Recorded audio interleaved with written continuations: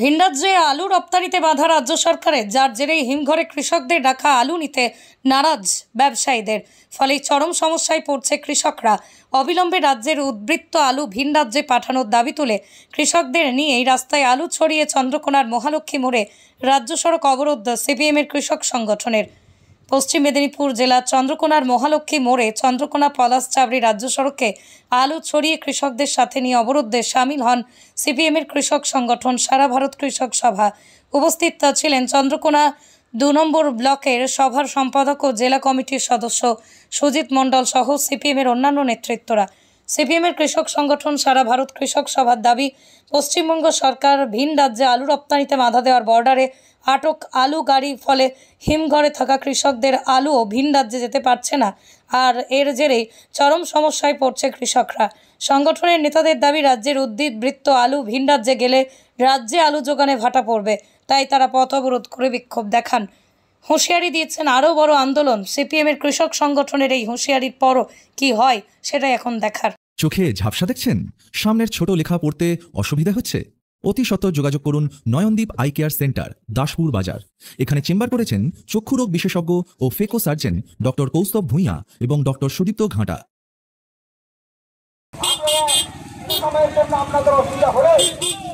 আপনারা এই আন্দোলনটাকে সমর্থন করে আপনারা কিছু সময়ের জন্য দাঁড়িয়ে যান। আজ সারা ভারত সবার কাছে যে প্রতীকী অবরোধ, সেই অবরোধ থেকে সংগ্রামী অভিনন্দন জানাচ্ছি। এরপরে আপনাদের সামনে বক্তব্য রাখবেন আমাদের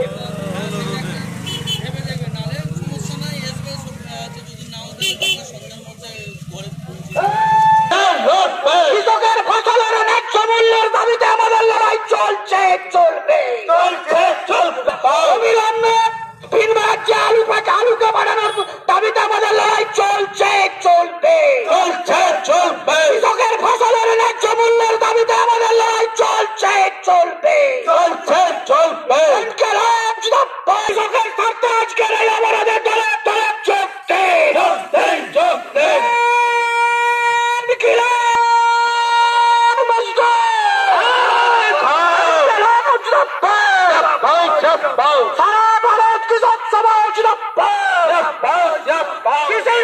কৃষকের স্বার্থে সারা ভারত কৃষক সভা লড়ছে, লড়বে, কৃষকের ফসলের ন্যায্য মূল্যের দাবিতে আমাদের লড়াই চলছে, চলবে,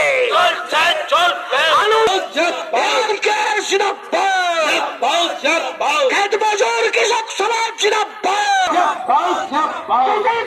কৃষকের স্বার্থে আমাদের লড়াই চলছে, চলবে, কৃষিজাত পণ্যের উৎপাদিত মূল্যের ন্যায্য মূল্য সরকারের কৃষকদের মারার নীতির বিরুদ্ধে আমাদের লড়াই চলছে, চলবে।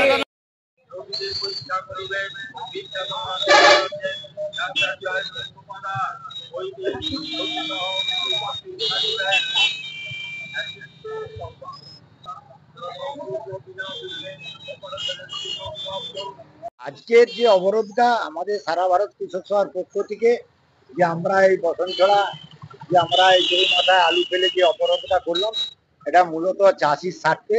যে রাজ্য সরকার এখন যেটা ব্যবস্থা নিয়েছে, যে ভিন রাজ্যে আলু পাঠাতে গেলে তার একটা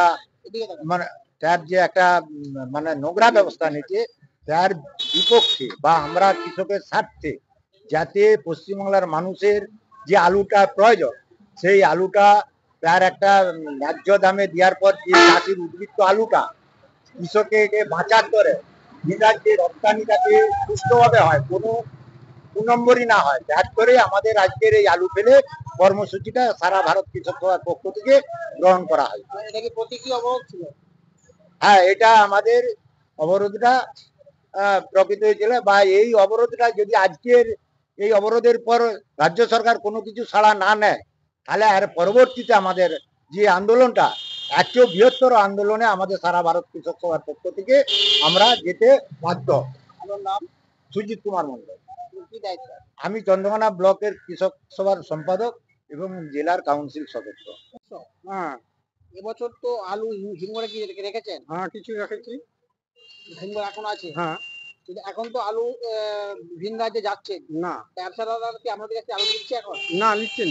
কেন নিচ্ছেন? তারা বাইরে পাঠাতে পারছেন। রাস্তা ঘেরার জন্য। ভিন রাজ্যে আলু না যাচ্ছে কি? এই যে রাজ্য সরকার ভিন রাজ্যে আলু পাঠাচ্ছে বা যেটা দিচ্ছে, হ্যাঁ, এটা আপনাদের কতটা অসুবিধা? আমাদের বিরাট ক্ষতি হচ্ছে।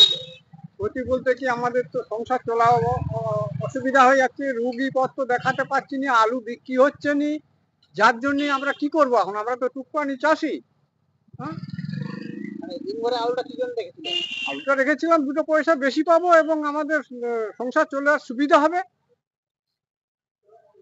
এখন আলুর দাম যারা দিচ্ছে না, নিচ্ছে না। তাদেরকে তারা বলছে আমরা বাইরে পাঠাতে পারছি না, তো নেবো কি করতে? কি জন্য নেবো? আমার টাকার বিশেষ প্রয়োজন, কিন্তু আমি তাদের বিক্রি করতে পারছি না।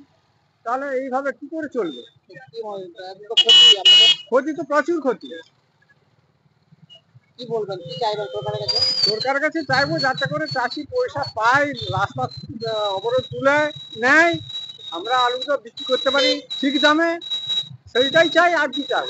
মানে ভিন রাজ্যে আলু রপ্তানি হোক। হ্যাঁ, রপ্তানি হোক নিশ্চয়।